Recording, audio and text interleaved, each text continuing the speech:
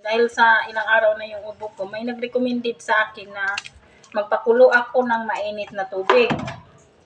Tapos ibabad ko ang candy na ito sa mainit na tubig. Ito, naglagay na po ako ng candy tsaka mainit na tubig.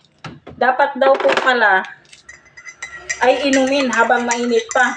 Nagsama ang malamig at tsaka mainit at maanghang. Try nyo guys. Okay kayo.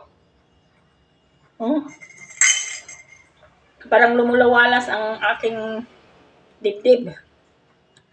At parang pangalawang tasa ko na to eh.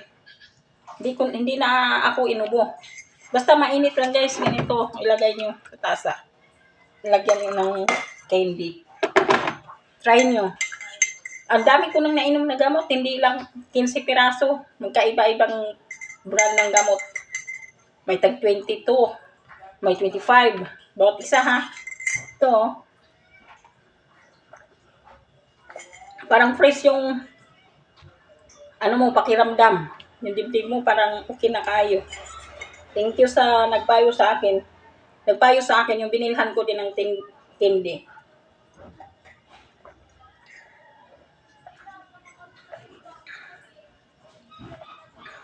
Okay kayo. Thank you for watching.